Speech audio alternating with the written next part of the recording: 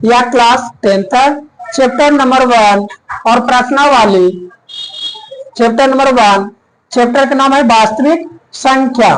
प्रश्नावली 1.2 question number पहला में क्या करा, सिद्ध कीजिए कि √5 एक अपरिमेय संख्या। √5 एक अपरिमेय संख्या है।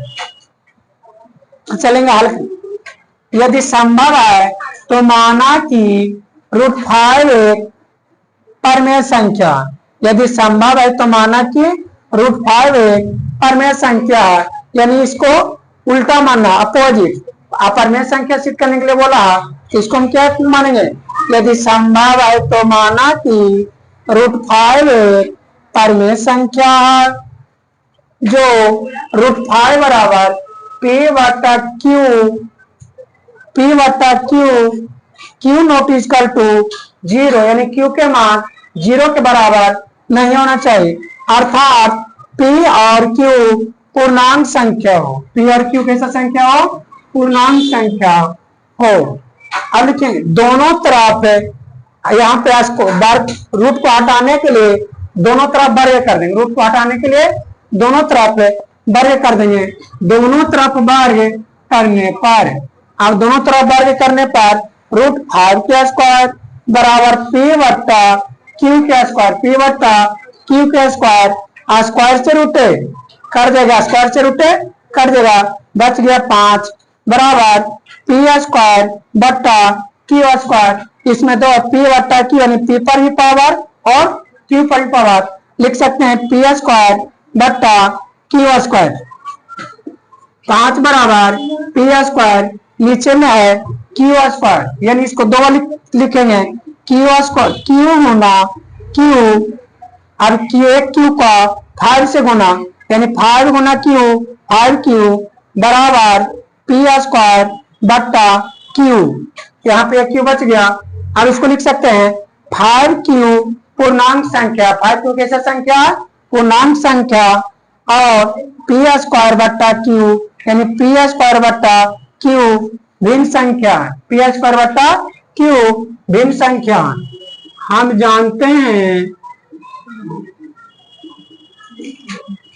जानते हैं कि पूर्णांक संख्या, हम जानते हैं पूर्णांक संख्या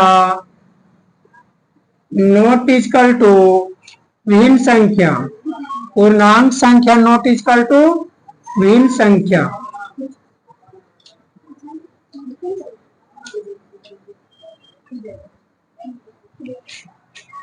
हम जानते हैं कि पूर्णांक संख्या नॉट इक्वल टू भिन्न संख्या।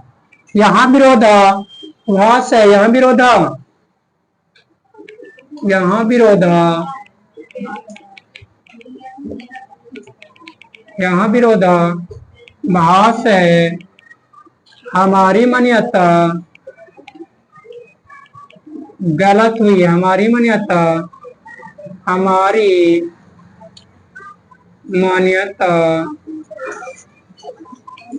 गलत, हमारी मान्यता गलत हुई। अतः √5 एक परिमेय, √5 एक अपरिमेय संख्या। √5 एक अपरिमेय संख्या है।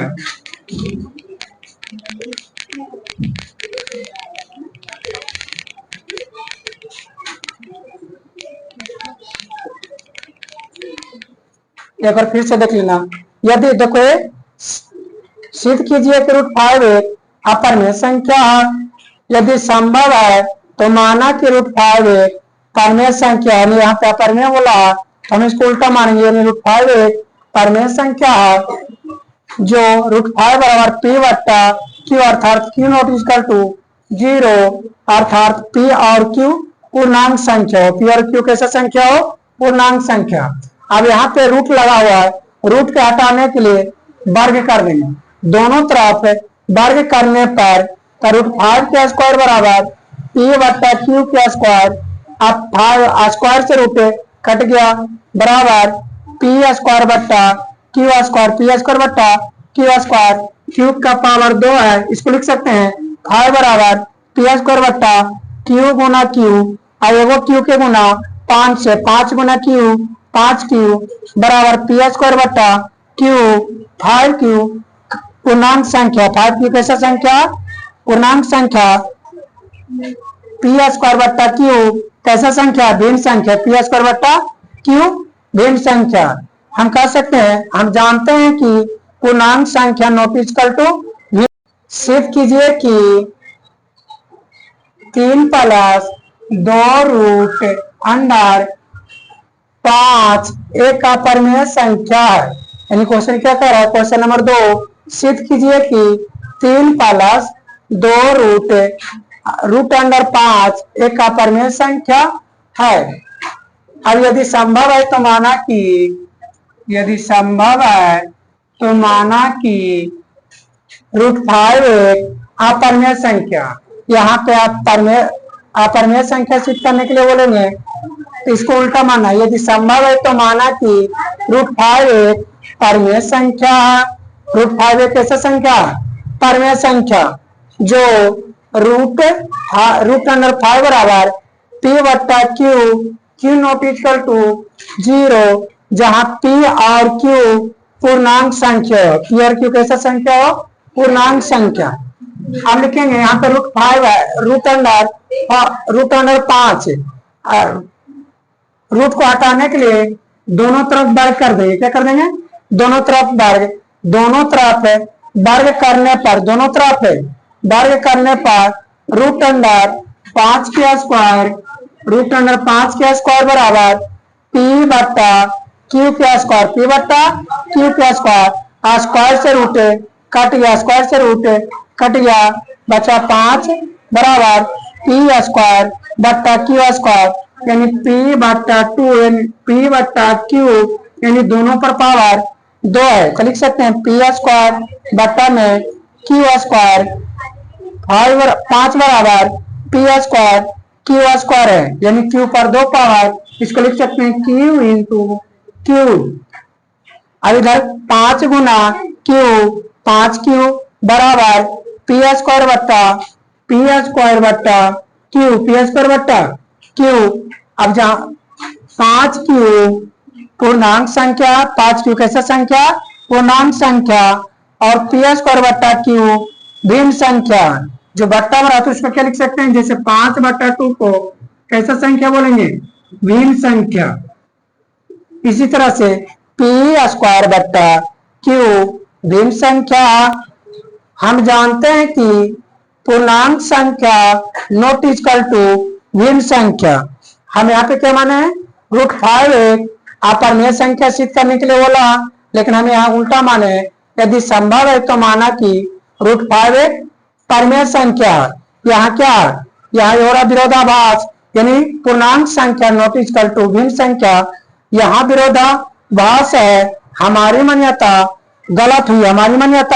गलत हुई, अतः रूट 5 एक अपरिमेय संख्या है। अब चलेंगे आगे, हमको सिद्ध करना 3 प्लस 2 रूट 5, अभी सिद्ध हुआ केवल रूट 5, अभी बचा हुआ 3 प्लस 2।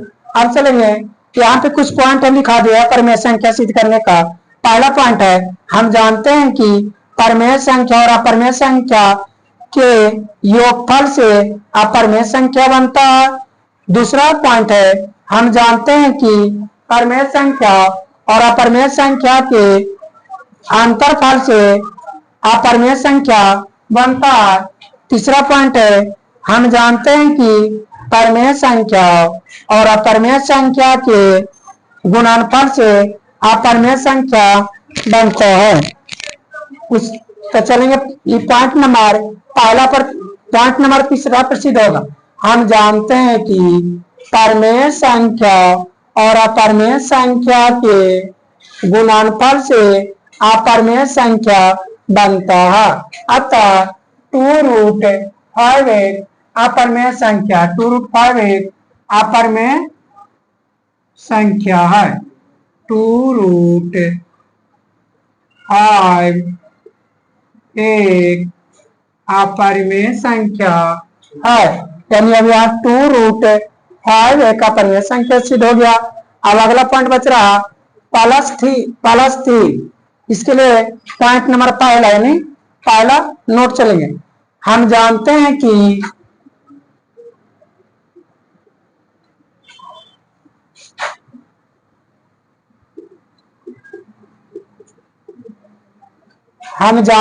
कि परिमेय संख्या और अपरिमेय संख्या के योगफल से अपरिमेय संख्या बनता है।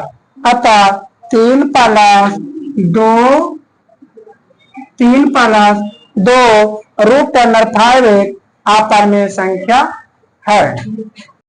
हो गया, ये वाला पॉइंट वाला कैसे देखना है।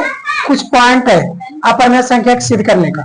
पहला पॉइंट में हम जानते हैं कि परिमेय संख्या और अपरिमेय संख्या के योगफल से अपरिमेय संख्या बनता है। हम जानते हैं कि परिमेय संख्या और अपरिमेय संख्या के योगफल से कौन सा संख्या बनता है? अपरिमेय संख्या। दूसरा पॉइंट है, हम जानते हैं कि परिमेय संख्या और अपरिमेय संख्या के अंतरफल से अपरिमेय संख्या बनता है। तीसरा पॉइंट है, हम जानते हैं कि परिमेय संख्या और अपरिमेय संख्या के गुणनफल से अपरिमेय संख्या बनता है। पहला पॉइंट है योगफल माने प्लस। दूसरा पॉइंट है अंतरफल यानी माइनस। तीसरा पॉइंट है गुणनफल का मतलब गुणा।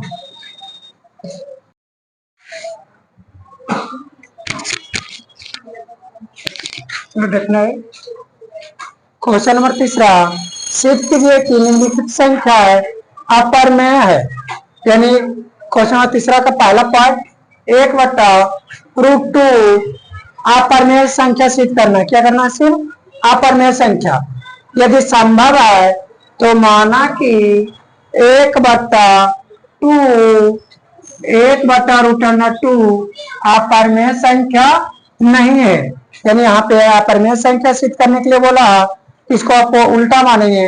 यानी यदि संभव है तो माना कि 1/√2 अपरिमेय संख्या नहीं है। यानी अपरिमेय संख्या नहीं तो क्या संख्या? परिमेय संख्या। जो 1/√2 बराबर a/b यानी b नॉट इक्वल टू 0 यानी b का मान 0 के बराबर नहीं होना चाहिए। b का मान 0 के बराबर नहीं होना चाहिए। a और b में उभयनिष्ठ गुणनखंड नहीं होना चाहिए। a और b में उभयनिष्ठ गुणनखंड नहीं होना चाहिए। अब चलेंगे यहाँ पे 1/√2 यानी रूट को हटाने के लिए क्या करेंगे?